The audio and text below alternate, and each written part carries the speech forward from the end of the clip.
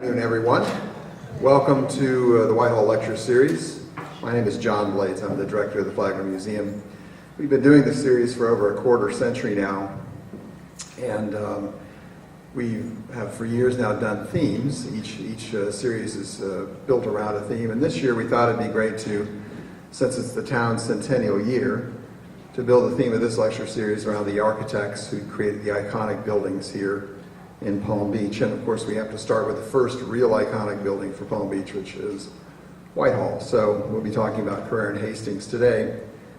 I also want to welcome those who have joined us online. These lectures now for several years have been available to visitors from around the world online. They get to hear the audio live and see the slides you see live as well. And we'll take questions from any online visitors there might be at the end of the lecture, just like we'll take them from the audience, the live audience here with us today.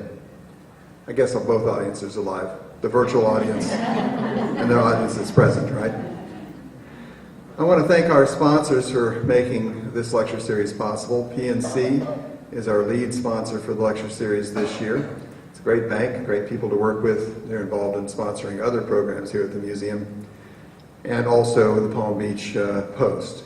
In fact, you have at each year's seats a copy of this year's season program guide outlining all the programs here at the museum this season. You'll find these sponsors not only sponsor the lecture series, but sponsor other programs here as well. And I hope that you'll join us for other programs at the museum throughout this season. There's a lot going on here at the museum. I want to thank also the museum staff, particularly the education department, who sets this lecture up and does all the legwork behind the scenes to make the lecture series possible. I think they do a pretty good job. This is the town's 100th anniversary this year. Actually, on April 17th is the exact 100th anniversary of the town. If you think of the town's incorporation as its birthday, of course Palm Beach existed before it was incorporated, but on April 17th, 1911, the city fathers or the town fathers had to call a hasty meeting to get together and decide what to do, because they got wind that the town council or city council in West Palm Beach was about to annex the east side of the lake and make it West Palm Beach. So they decided they'd better incorporate the town to preserve its unique identity. Back in those days, there was no such thing as the island of Palm Beach. It's not a term Henry Flagler would ever have recognized, because this wasn't technically an island here on the east side of Lake Worth until 1926, I think, when they cut the Boynton or South Lake Worth Inlet. And then because they'd cut in 1918, the Lake Worth Inlet here at the north end, technically Palm Beach became an island. But even now it's a much larger island than people seem to think. It's not just the 6 miles that's part of the Palm Beach city limits, but it goes on clear down to Boynton Beach and includes about 5 municipalities, if you want to call it an island, and again, only technically so. We have with us today Dr. Laurie Ossman to talk about Carrère and Hastings, the architects who designed Whitehall. She's got a lot to tell you, I'm sure. She's been working on a book that'll be published by Rizzoli in October of this year. Laurie's a very experienced researcher, curator, architectural historian. She's worked at places like Vizcaya and Courtyard, Monticello, and she even worked here as the chief curator for a couple of years here at the Flagler Museum. But I think those were the years when we had those crazy hurricanes, Francis, Jean, and Wilma. And I think Laurie decided to find places where it wasn't quite so windy to work. So she's now working at Woodlawn Plantation, which is a National Trust site. In fact, it's the very first piece of property the National Trust took. The year I was born, in 1952. It was one of Washington's one of his 5 farms, which he ended up giving away to a nephew as a wedding present. And about the time Whitehall was being built in 1902, Woodlawn was being restored the first time around. A playwright had moved in with his 60 cats and decided to restore it. And it's gone through, I think, a few more restorations since then. And it remains a part of the National Trust, and Laurie's the director there. If you would like to learn more about Woodlawn, you can visit woodlawn1805.org and check out their website. They've got some interesting programming going on there. So, we're pleased to have Laurie back to Whitehall again to talk about Carrère and Hastings. She organized, what year was that, Laurie? About 2004? Organized an exhibition here for the Flagler Museum on Carrère and Hastings, and that has evolved into the book she's now writing that will be out in October. So, please join me in welcoming Laurie Ossman to the Whitehall Lecture Series.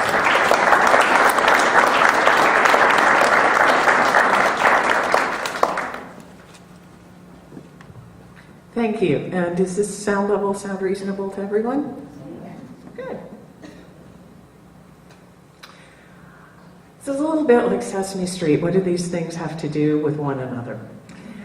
What I'd like to do today is, rather than go into great specific detail about Whitehall, give you some background on Henry Flagler's relationship with the architects Carrère and Hastings and his importance as a patron of American architecture in the Gilded Age, and then create a little bit of a more impressionistic context of Whitehall and other similar or simultaneous projects that the architects were working on at the same time, and give you a sense of the cultural moment and Whitehall's place in the national scene of American architecture as it was in 1900. And here, I think you recognize the building on the upper left. On the upper right, the New York Public Library, and at the bottom, which may seem a little bit of a wild card, is a drawing representing the MacMillan plan for Washington, D.C., with the Capitol building dome in the corner, and that also is 1901. I should also mention that this is a somewhat portentous anniversary. Last night, at about 11 o'clock, was the 100th anniversary of John Carrère, the architect, being in his taxi cab was hit by a streetcar in New York, and he went into a coma and never recovered. So we are here in the 100th anniversary of the demise of poor Carrère. And I hope that wherever he is smiling on our enterprises now.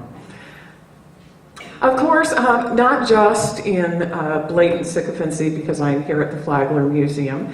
This story does really begin with Henry Flagler, and Henry Flagler as a patron of American architecture. I picture him here with some of his peers who were well remembered as art collectors of the American Renaissance or Gilded Age, including the Havemeyers, Isabella Stewart Gardner, J.P. Morgan, the Walters, and Henry Clay Frick, all of whom, with the possible exception of Mrs. Gardner, I'm not sure if Flagler knew her, but he certainly knew the others. And when the discussion of the creation of American culture in the Gilded Age, particularly in the Northeast, the discussion so often centers on these art collectors, but less on the role of the patrons of architecture. And in fact, I would argue that while these people were all extremely important and were busily assembling important collections of art, Henry Flagler was busy building towns. Ably abetted by Carrère, seen here on the left, and Thomas Hastings on the right, his architects. So let's take our story back to begin around 1877, which is the time that Henry Flagler, rocking a pretty serious mustache there in the upper right, moved to New York City to oversee his part in the Standard Oil Partnership. He settled in a house on Fifth Avenue in the 40s. The shot there in the upper left is the Croton Reservoir, which was later the site of the New York Public Library. It was also adjacent to the lot of Thomas Hastings, the architect's father, Thomas Hastings Church, West Presbyterian. So the relationship between Flagler and Carrère and Hastings began when Flagler became friends with Thomas Hastings, the father. There was also a grandfather named Thomas Hastings, so it's a little dodgy to talk about senior and junior in this case. And they lived in the neighborhood and became friends when Flagler, who was also a minister's son, joined the congregation at West Presbyterian. And at that time was also introduced to E.C. Benedict. And for those here in the auditorium, you can see in the photograph of the two gentlemen standing, E.C. Benedict is labeled on the right in a rather remarkable raincoat. E.C. Benedict was a very prominent financier and businessman who had a house in New York, same neighborhood, was a parishioner at West Presbyterian Church, same church, and his niece was married to Thomas Hastings, the minister's son, Frank. I know, this is a little confusing. The older brother of the architect was married to E.C. Benedict's niece. Eventually, Flagler's daughter, Jenny Louise, became married to E.C. Benedict's son. And even later, the architect Thomas Hastings married E.C. Benedict's daughter, Helen. So E.C. Benedict is sort of the paterfamilias of an extended family. But I think it's an interesting case of how the personal, the family, and the business all become enmeshed in the story of Flagler's relationship with Carrère and Hastings. 1876-77, what is the state of American architecture? Well, American architecture, since the Civil War, has realized it kind of needs to get a grip. And I would argue it's still feeling its way. On the upper left is the old executive office building, a French Second Empire style building built in the Grant administration as the signature building of the American government. Now, does that building look to you what you picture as American government buildings looking like? That photograph, by the way, is from about 1910, and we can tell that because we know that's William Howard Taft's pet cow and the lawn in front of it. On the upper right, completed 1866, Peter B. White's National Academy of Design building in New York. Venetian. Now, is that what American cultural institutions look like? Well, maybe. And the stereo slide at the bottom is the alley or the street of the state buildings at the Philadelphia Centennial Fair. 1876 Centennial in Philadelphia. Which I gotta say looks a little rough around the edges to me.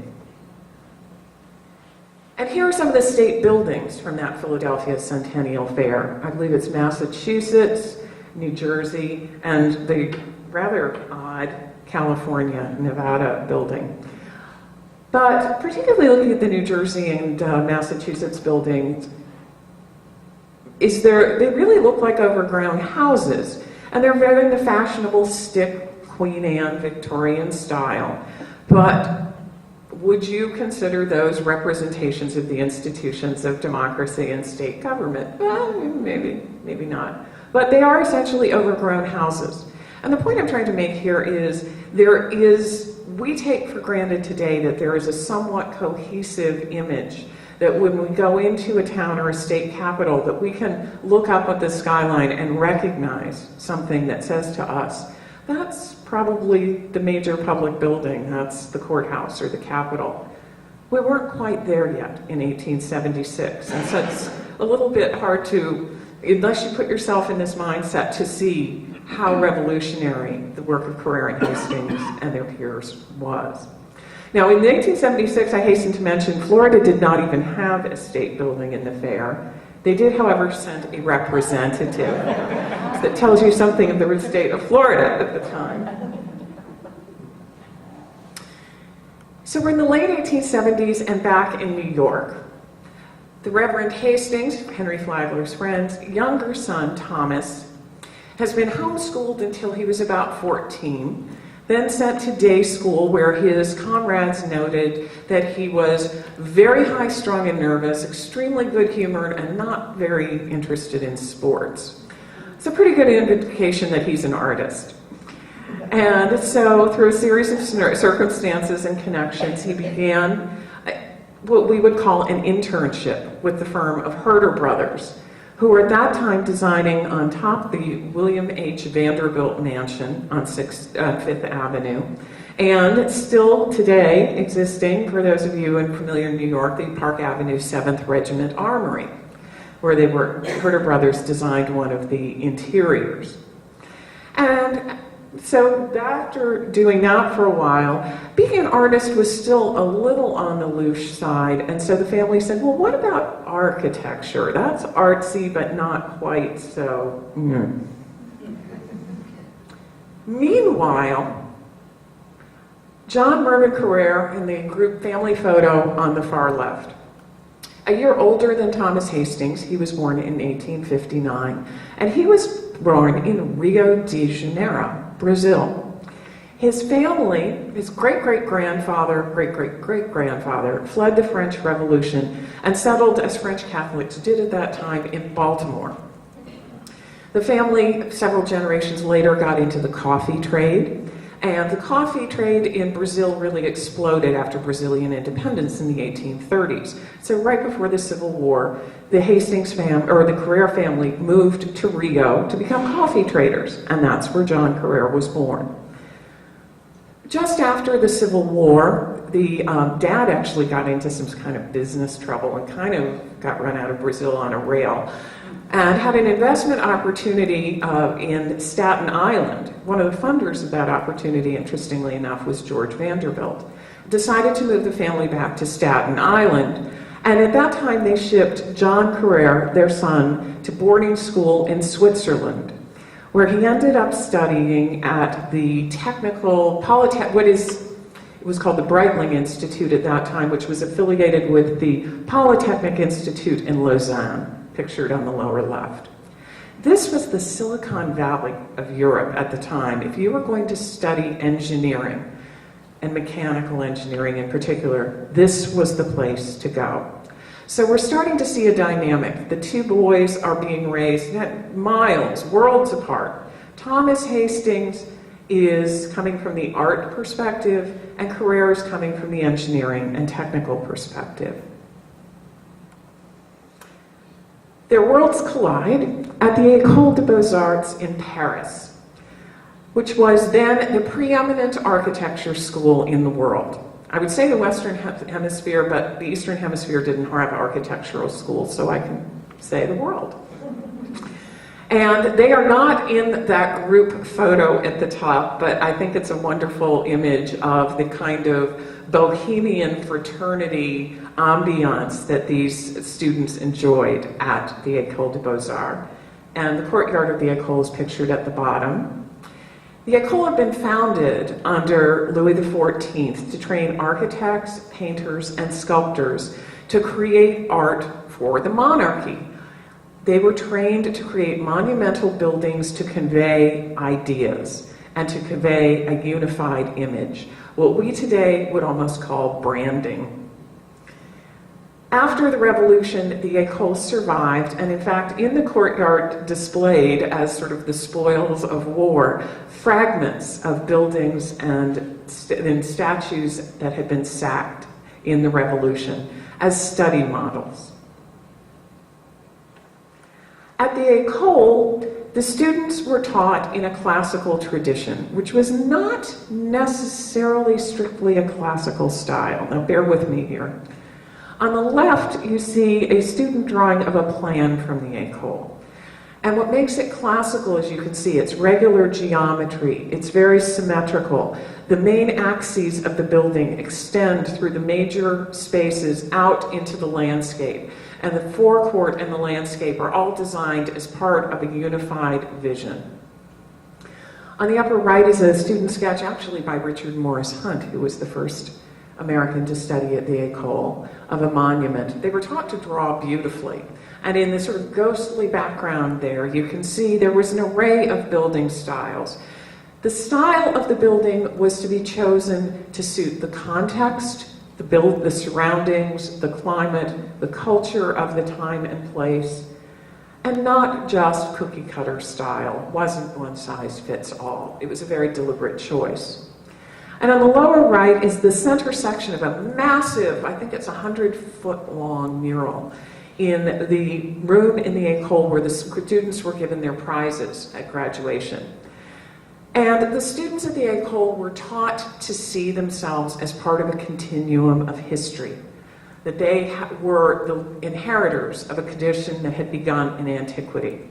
And if they weren't sure about that, the three figures in the center are the architect, the sculptor, Ictinus, Callicrates, and I think Pellis, the architect and the sculptor and the painter of the Parthenon, flanked by two babes on their left, Gothic and Greek art and architecture and culture. On the right is Renaissance and Roman, and arrayed all around them were these figures of the great artists and architects through history.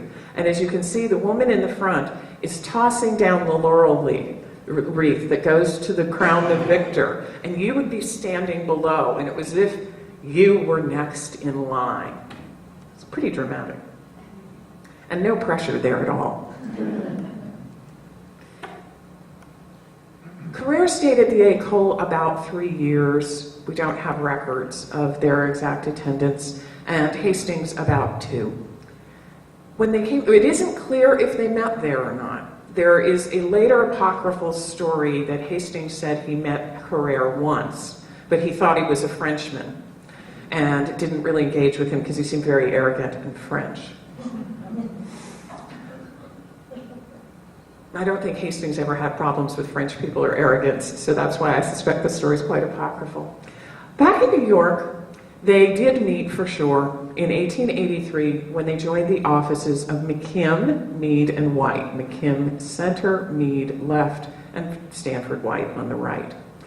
McKim had attended the École, and so had a tendency to take in recent École graduates and sort of act as a holding pen for them until they learned the ropes and could get set up and go out and spread the gospel of good design. And to the architects of this time, McKim, and especially I think Hastings, but Carrère and Hastings both, this was a gospel. It was something they believed in as a cultural manifesto. It wasn't just, we want to go out and make money and build big buildings. They believed that this was key to elevating culture. When in the offices of McKim, Mead, and White, Carrère and Hastings worked on the Villard houses on Madison Avenue, which is now the Palace Hotel, formerly the Helmsley Palace. In the center, the Garrett Jacobs Mansion in Baltimore. And on the right, the Ross Winans House, also in Baltimore. They met a network of artists and craftsmen who they carried forward throughout their careers. And also you can see there that while McKim, Mead, and White are definitely playing with this Italian palazzo form, on the right, there's still a touch of the sort of Romanesque medieval in that emerging tower. That picturesque is still very present in this, what we used to call Victorian era. As young architects are wont to do, Hastings and Carrère got a little bit of work on this side.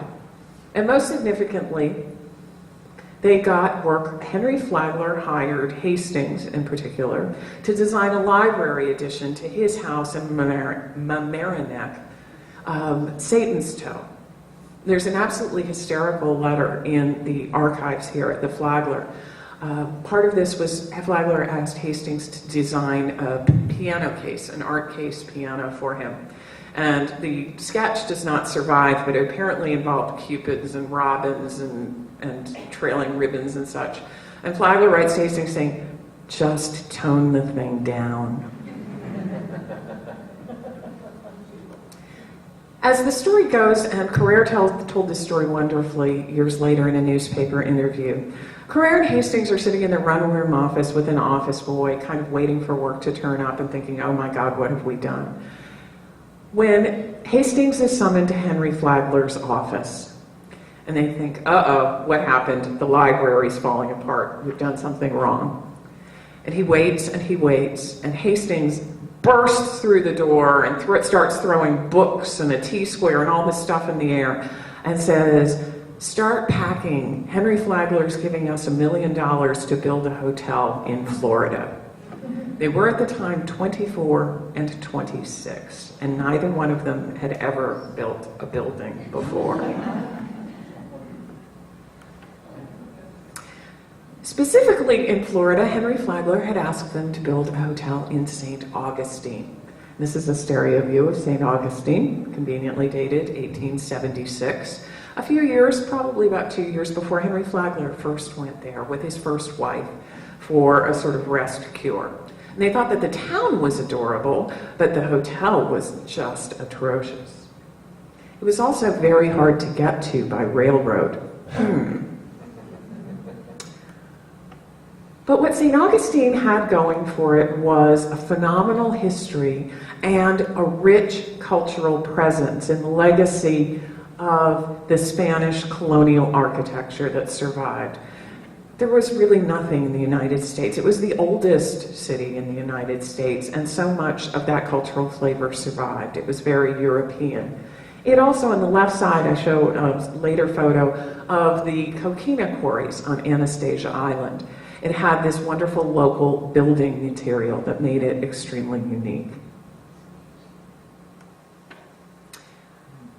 Well, Flagler was certainly not one to be daunted by the idea of building a railroad. But he realized once he got people to St. Augustine, they had to have something to see, and thus the idea of a luxury resort hotel. The Spanish style was not only dictated by the surroundings of St. Augustine, but Spanish was hot. It was all the rage at the time. And there are two later unrelated interviews, one with Flagler's son and one with Carrère, in which they both say the reason that Flagler gave Carrère and Hastings the job was because Hastings was the only person Flagler knew who'd actually been to Spain. Because Spain was a little exotic at the time. It wasn't quite as, the transportation network wasn't as sophisticated as the rest of Europe yet. Also, in the upper left, I show you the cover of Washington Irving's The Alhambra, which Henry Flagler said in an interview was his favorite book when he was growing up. So he had a romantic idea that St. Augustine sort of tapped into this childhood affinity for Spanish culture. Some other ideas, I throw in a picture of Lola Montez, who was actually Irish, but she called herself Lola Montez, pretended to be Spanish, and was a very influential fashion maker and the mistress of crazy King Ludwig of Bavaria. She was quite a celebrity at the time.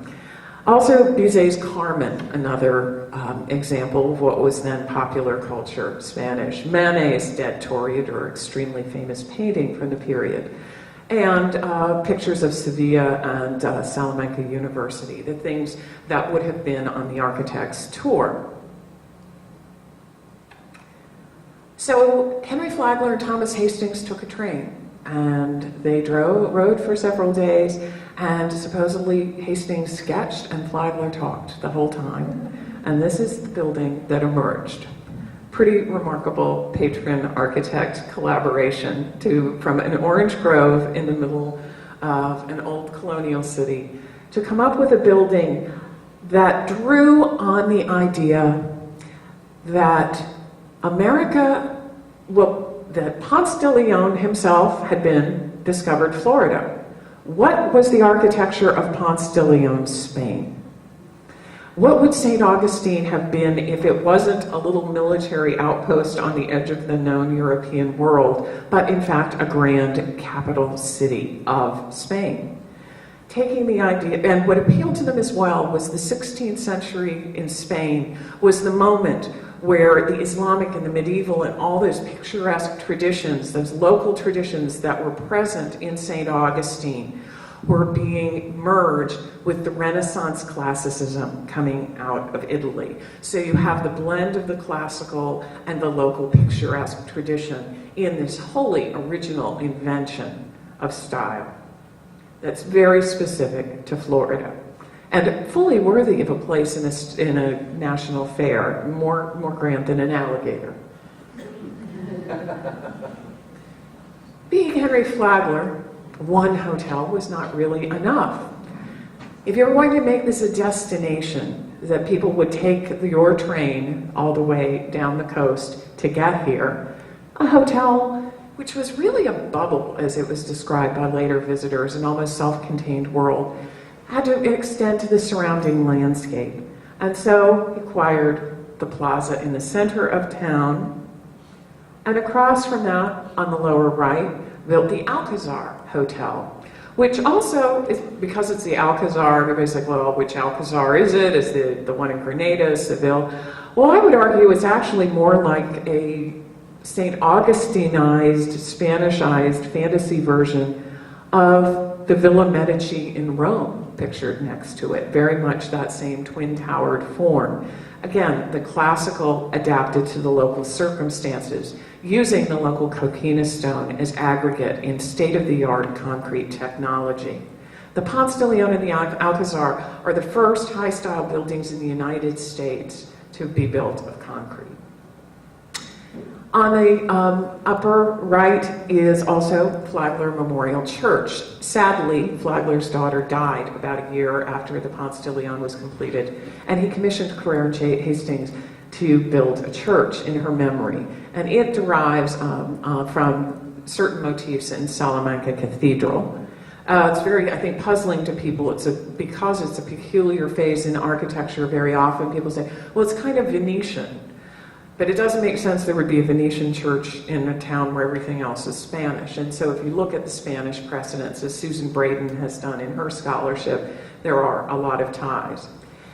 The dome on that church is the largest monolithic concrete dome that had been built since the Pantheon, 2nd century AD. This is no small ambition.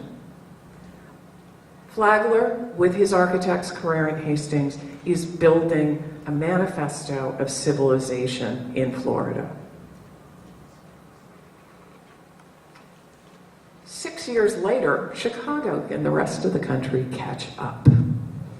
This is the famous Court of Honor, or White City, at the World's Columbian Exposition in 1893. The leading architects of the time designed the buildings around this, celebrating Columbus, the arrival of Columbus. So in St. Augustine, you had the Ponce de Leon imagery. Here you had Columbus. But the stylistic ambiguity that we saw McKim, White wrestling with, and Carrère and Hastings playing with in a colorful way in St. Augustine, the architects here in Chicago have announced, we've chosen it, and it's going to be white Renaissance classicism with maybe a little filter of the French going through it. I show here on the upper left the overview of St. Augustine, looking down from the dome of the Ponce de Leon, seeing that grand axis, the courtyard, looking towards the Alcazar, the Casa Monica, which Flagler acquired on the other side of the square, and compare it in the formal principles around that court of honor. The same planning principles are there. The court of honor is always noted as the watershed in American city planning. I respectfully note that Flagler and Carrère and Hastings got there 6 years earlier. Carrère and Hastings didn't play a huge role in the White City in Chicago. In the first place, they were considered a little bit of upstarts. In the second place, the Chicago architects insisted that the entire thing couldn't be built by New Yorkers, so there were only room for, I think, 5 New York firms. They did build a pavilion for the Baker Chocolate Company, which I did not put up here because it's really not their best work. It's kind of odd. But it brought them to the attention of Daniel Burnham and other influential architects of the time.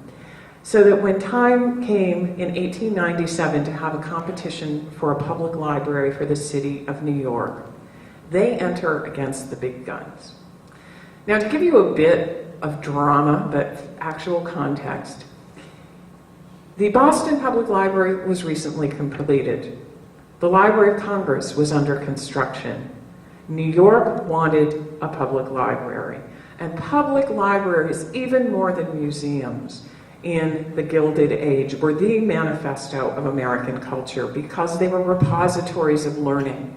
And as repositories of learning in these palace-like buildings that had been the exclusive right of aristocrats in Europe, these were public libraries.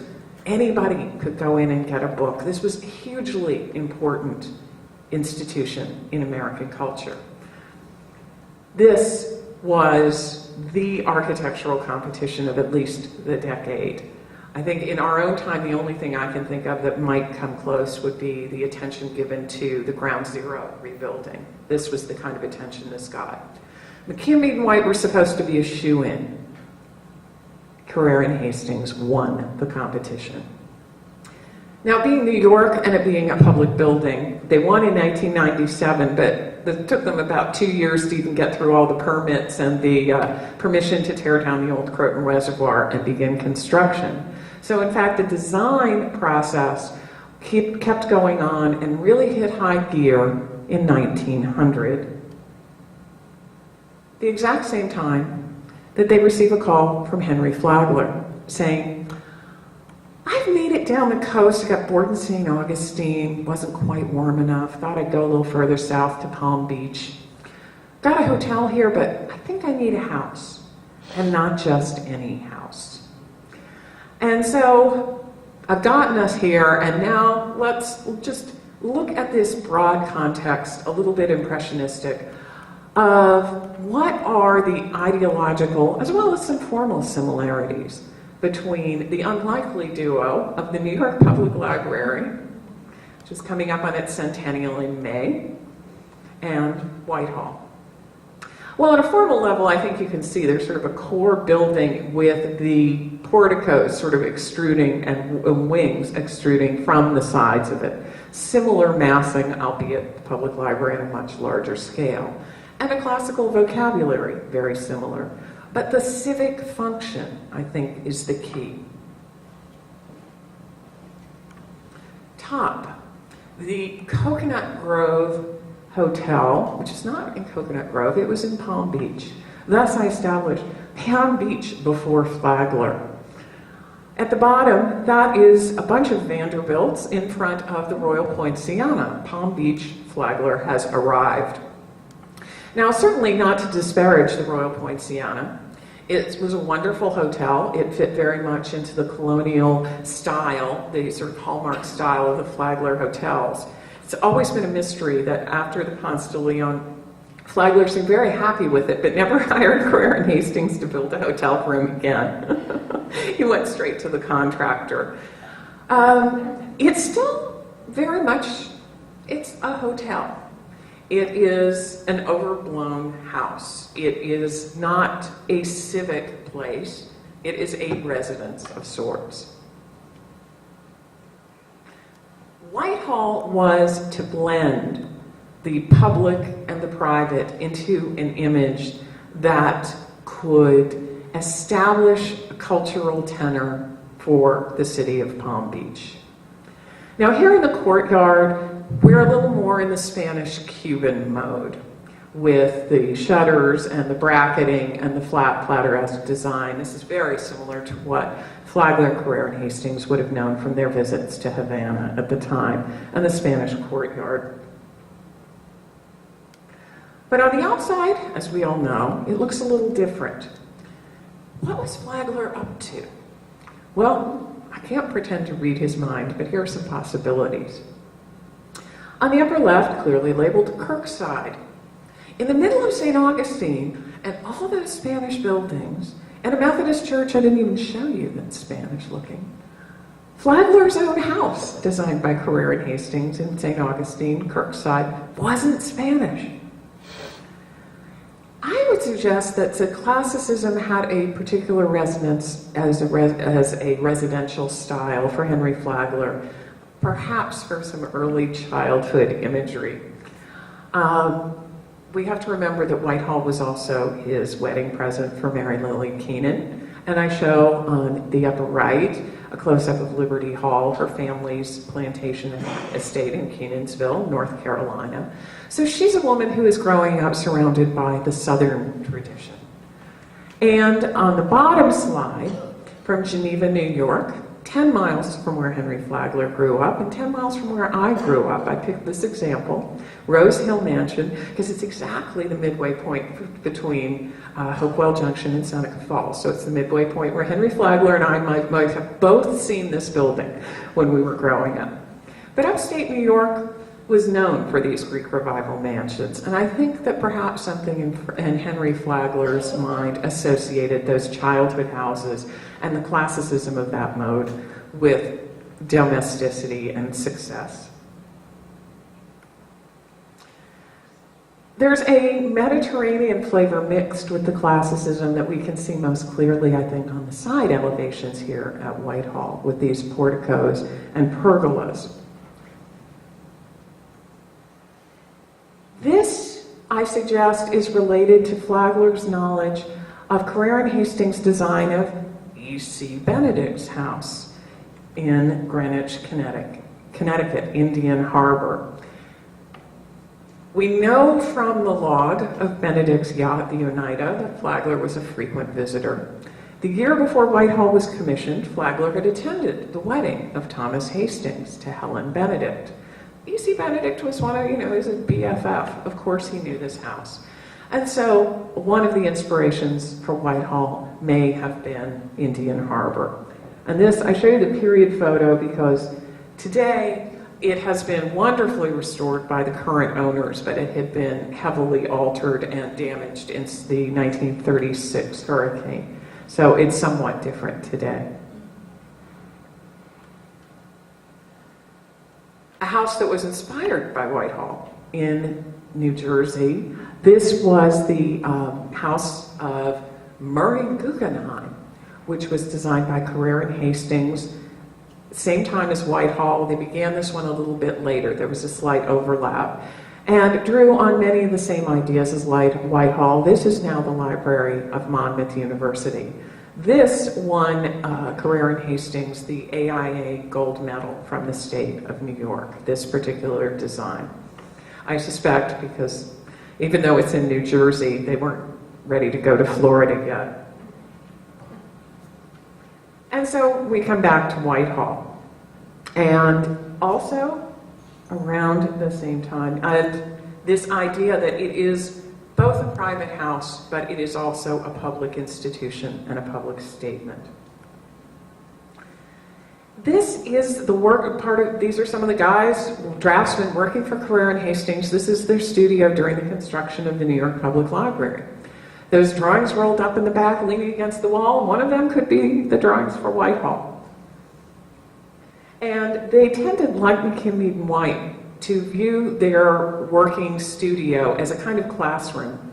They took in a lot of young men who were interested in studying architecture, gave them training, sent them off to the École, and people who had attended the École and came back and didn't have any place to go right away would spend a few years working for Carrère and Hastings.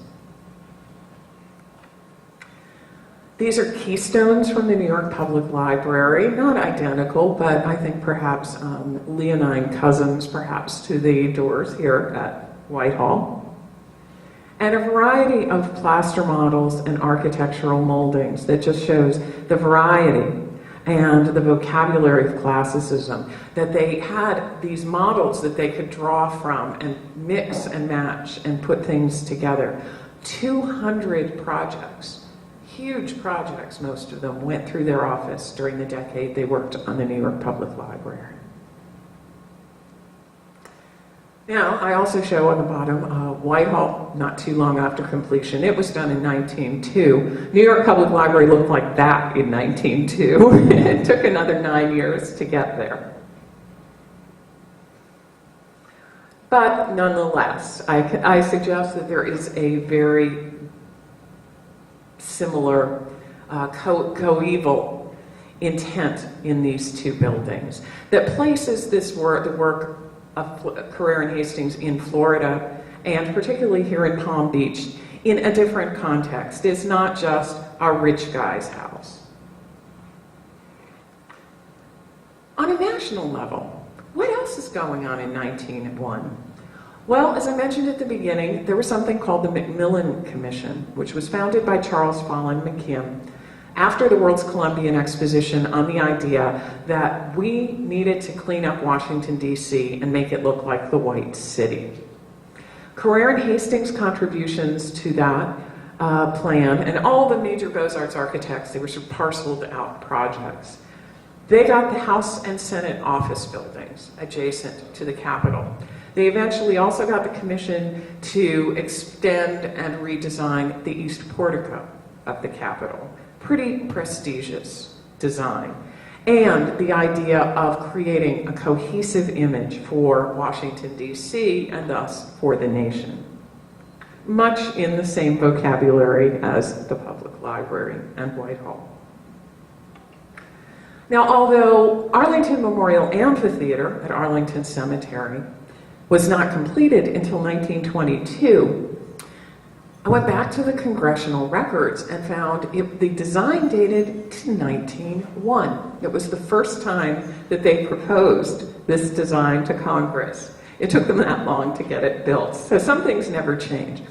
But nonetheless, in that sense, and what more symbolic building than the Amphitheater, which is the national center of remembrance for the United States, again, part of this White City moment, and image making for collective identity, for a city, for a nation. Again, Whitehall, part of that family. Well, families have offspring, not just kin and cousins. One of the architects that went through Carrère and Hastings' studio during the design of the New York Public Library was Marion Sims Wyatt, who Mr. Blades informs me now did not design the exterior of Mar-a-Lago, but he walked past it, or perhaps made a few corrections to the Joseph Urban drawings that you'll see upstairs in the exhibition. But Marion Sims Wyatt has long been credited with Mar-a-Lago, that's why I had it there. And also did the original building for the Norton Museum in West Palm Beach. So again, major iconic buildings of Palm Beach, built and designed by students of Carrère and Hastings. Another student of Carrère and Hastings, F. Baral Hoffman Jr. on the upper left, who designed Vizcaya in Miami. Now, below that, the Ka-design at the Ringling. Now, that's not quite what you're expecting when you say Beaux-Arts. Well, it was designed by Dwight James Bond, not a student of Carrère and Hastings. But the construction was supervised by Ralph Twitchell, who was. And the plan, in fact, of the Ringling is very Beaux-Arts, even though the cladding is very exotic. Ralph Twitchell, now we're on the right side, went on to partner with Paul Rudolph and pioneered the Sarasota School of Regional Modernism. And I show here two views of the Deering House on Casey Key from 1958. Paul Rudolph, as Dean of Yale School of Architecture, taught Sir Norman Foster, who's recently opened design of the American wing at the MFA in Boston. So, family tree. We're over a century later, and the lineage and the legacy of Carrère and Hastings continues. It also migrated back to Europe. The building on top there is Devonshire House on Grosvenor Square in London, which was designed by Thomas Hastings in association with this gentleman, Charles Riley. Through Riley, Hastings, after Carrère's death, took in a lot of English architects as interns, effectively, in the office in New York. They stayed a year or two and then went back to England. His influence was so great that there were letters of complaint from the Royal Institute of British Architects saying that architecture in England was becoming too Americanized. Charles Riley, coincidentally, went on to be a founder of what's known as the Liverpool School of Architecture, as the Jones Department Store at the bottom, which was a seminal movement in English modernism, which I would argue, well, thankfully, was stopped by World War II. But nonetheless. And here in Palm Beach, yet another family tree. It's like those parts in the Bible, begat, begat, begat. The Villa Medici, 16th century Rome, became the Alcazar Hotel in St. Augustine, 1887, which Carrère and Hastings then cribbed from a little to build the Jefferson Hotel in Richmond, Virginia, on the upper right. And ultimately, Schultz and Weaver, not Carrère and Hastings students, but I think you'd have a hard time arguing that Schultz and Weaver weren't aware of these other buildings and of the idea of this Villa Medici hotel type that was developed by Carrère and Hastings. I also hasten to mention that very often it's said that the Breakers Hotel by Schultz and Weaver from the mid-20s is based on the Hotel Nacional in Cuba by McKim, Mead and White. It was by the firm of McKim, Mead and White and actually dated from 1930, so the Breakers was first. This is a slide, this is taken from E.C. Benedict's house, Indian Harbour, On the left is Thomas Hastings' brother Frank. On the right is Stanford White. And if you squint and turn your head sideways, you can just make out Tommy and Helen Hastings on the boat as they sail off into the sunset on their honeymoon in 1900. And as they sail off into the sunset, so shall I, but I hope that we today have had a chance to see a little bit of this broader context of the legacy of Henry Flagler and Carrère and Hastings in not only shaping the image of the towns of St. Augustine and Palm Beach, but the connection of that creation of imagery with the overall movement to create an image of American architecture in the Gilded Age that remains resonant and vital today. Thank you.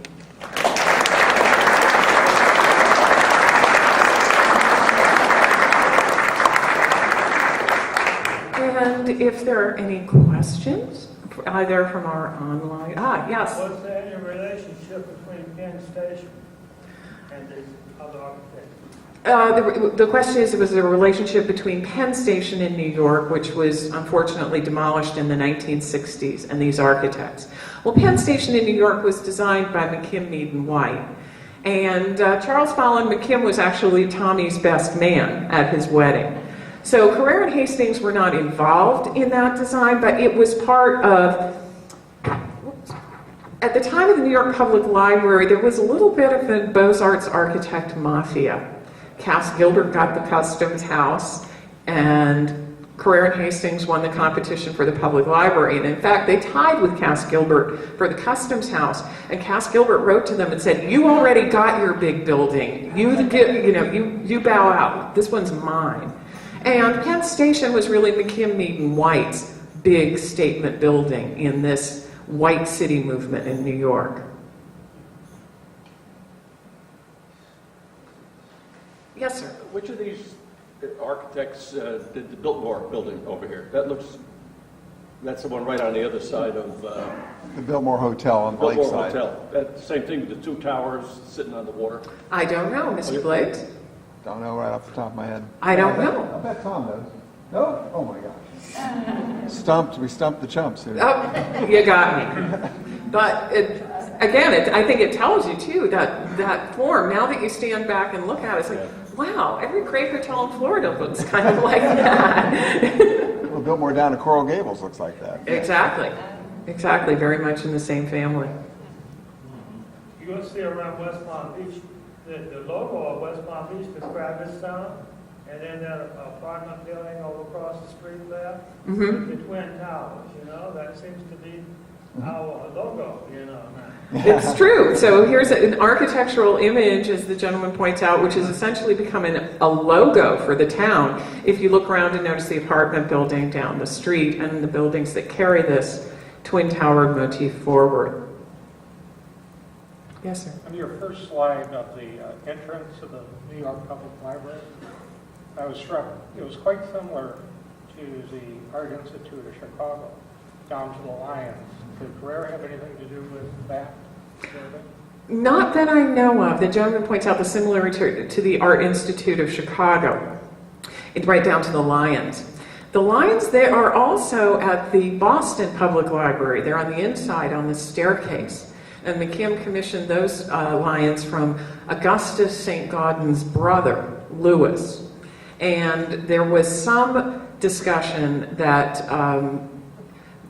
they had asked Augustus St. Gaudens if he would do the lions for the New York Public Library, but he was too busy at that time working on other projects. I think actually the Sherman Monument in Central Park. So no, it's a good catch, and because Chicago and the Art Institute, of course the Field Museum is a survivor, the only permanent building from the White City, and the Art Institute building on that White City tradition, very much of a type. Actually, it's the Museum of Science and Industry. Museum of Science and Industry? I'm sorry. Okay. Stand corrected. In your guidebook that we just received, I noticed it talks about Meisner Mediterranean style. Is there anything beyond what we can read in this that you'd like to talk about to us? Oh, on Meisner? Oh.